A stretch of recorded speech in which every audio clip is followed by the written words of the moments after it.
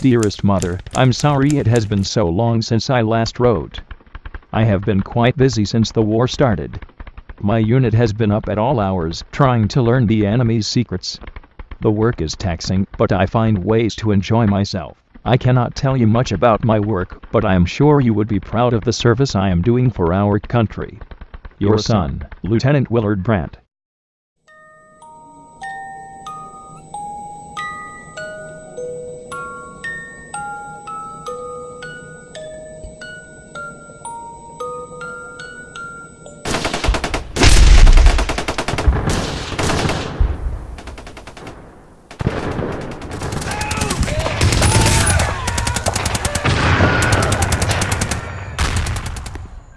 At the beginning of the Second World War, Lieutenant Willard Brandt was 27 years old and serving as an intelligence officer for the U.S. Navy's Communications Special Unit, OP-20G. The unit monitored, intercepted, decoded, and translated enemy messages for Operation Magic. Over the course of the war, Brandt decoded several thousand messages, intercepted from Germany, Japan, and their allies. He worked with members of the U.S. Army Signals Intelligence Service as well as British cryptanalysts in Operation Ultra. He aided the cracking of the German Enigma and Lorentz cipher, and witnessed the breaking of the Japanese JN-25 and Purple codes. Brandt and his fellow intelligence officers played vital roles in World War II but were completely unheard of because of the extreme secrecy surrounding the work. Few people at the time knew about the code-breaking operations. And for the past 30 years, Willard Brandt's story has been classified, but not anymore. The things you are about to hear have never been revealed to the public before now. Willard Brandt was born and raised in Jackson County, Kansas. Exceptionally bright as a child, Brandt was accepted to Harvard University at 16, received a bachelor's degree at 19, a master's at 21, and PhD in advanced mathematics at 26. He was recruited by the military right after graduating in 1939. Brandt was part of the Allied cryptanalysis project called Operation Magic. It combined all of the U.S. government intelligence programs into one organization, called the Research Bureau. Magic had two main components that worked together, the Army and the Navy. The Signals Intelligence Service, or SIS, was the Army's top-secret code-breaking department. It compiled codes for Army use and trained cryptanalysts for war. The SIS was led by Chief Cryptanalyst William Friedman, who was famous for breaking the Japanese Purple Code. During World War II, the SIS chose Arlington Hall Station, a former girls' school in Virginia, as its headquarters. In 1943, the Signals Intelligence Service became the Signal Security Agency. In 1945, the organization changed its name again to the Army Security Agency. And eventually, during Truman's presidency, it would become the National Security Agency, or NSA. Brandt was part of the U.S. Navy's Signals Intelligence and Cryptanalysis Organization, named OP-20G. It intercepted, decoded, and translated enemy messages during the war. OP-20G had its headquarters at the Mount Vernon Seminary for Girls in Washington, D.C., and three major stations, Station Negat in Washington, D.C., Station Hypo in Pearl Harbor, and Station Cast in the Philippines. Brandt began his career at Station Negat, but was sent to Britain in 1940 to join Operation Ultra. Operation Ultra was the code name for the British intelligence effort. Ultra was centered at the highly secretive Bletchley Park, codenamed Station X, which became the headquarters of the MI6 and the Government Code and Cipher School.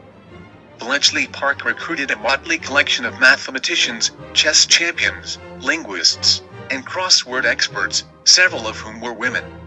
Women were also employed in great numbers at radio listening stations run by the military, police, and post office, called Y stations. These stations intercepted wireless transmission messages from all over the world. Most of the messages were from the German Navy, since the German Army typically used landlines for communication. At the time, I was considered one of the leading cryptanalysts in America, so I was sent to help at Station X. So I don't think you can understand the absolute secrecy about the place. I didn't speak to anyone else. I didn't know who they were, what they were doing. I hardly knew why I was doing what I was doing. All I knew was that I had to crack the encryption. That's it. The encryption that Brandt was working on was known as the Enigma machine.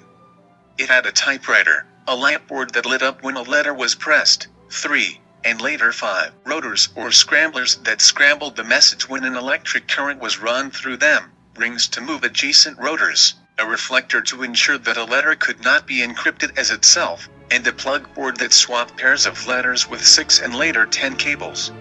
To send a message, Enigma operators would enter the day key listed in a keybook distributed by the Army, encrypt the plaintext twice and send it.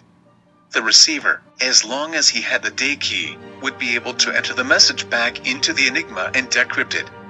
It sounds simple, but was actually extremely secure. The original Enigma model had 10,000 million possible day keys or arrangements. With the German Navy's additional rotors and cables, the Enigma had a practical key space of 1.07 times 10 to the 23rd power. Therefore it was impossible to check every option, which made the Germans confident that their code was unbreakable. HUD 8 was the section of GC and CS that was involved with working on the Enigma.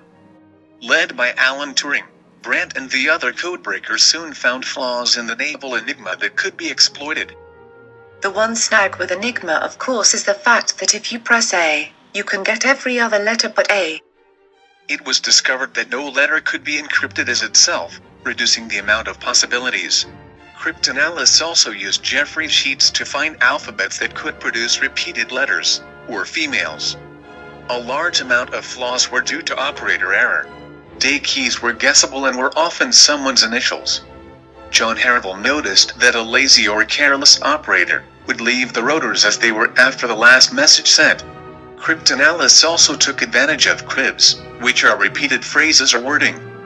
This combination of flaws, plus the stealing of bigram tables from a U-boat, help from Polish and Swedish intelligence, and Alan Turing's code-breaking process called Banbierismus culminated in the breaking of the Enigma in 1941.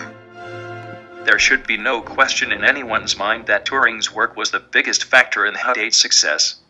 In the early days, he was the only cryptographer who thought the problem worth tackling. If anyone was indispensable to HUD 8, it was Turing.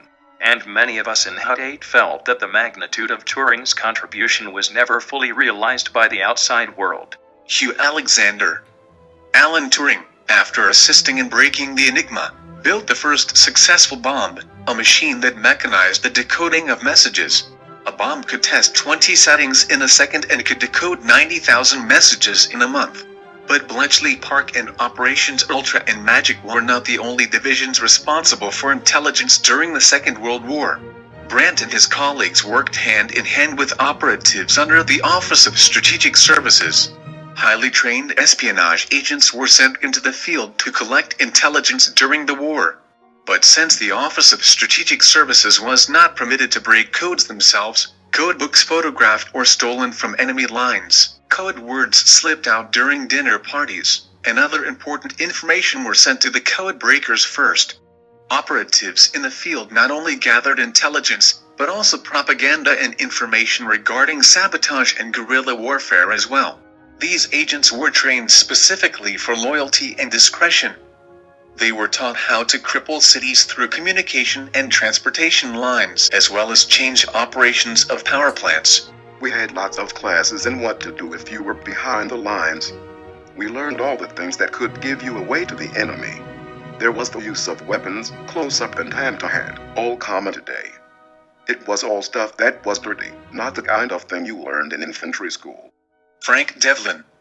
Though the Enigma was certainly the most famous, it was not the only code in use during the war. Several other notable ciphers and machines were in use as well. The first was Purple or AN1, a code used by the Japanese Foreign Office to send strictly diplomatic messages during World War II. Before the beginning of the war, America had broken both Japan's red and blue codes. However, after Japan joined the war, Germany sent modified Enigma machines to Japan, and thus the US was no longer able to read Japanese messages. The Purple cipher machine worked in a similar way to the German Enigma machine. It had rotors and keys and could not be broken by hand. The code was only broken after William Friedman and the SIS built their own version of the Purple Machine. The Japanese didn't know until after the war that Purple had been broken. Most went to their graves, refusing to believe the cipher had been broken by analytic means. They believed someone had betrayed their system. David Lohman. Once the code was broken, I spent some time decrypting Purple messages. First, wireless transmission messages were intercepted at Hawaii, Guam, Bainbridge Island, or some other listening station, and sent to DC. Then me and the other guys in the Navy and the Army would decipher the message.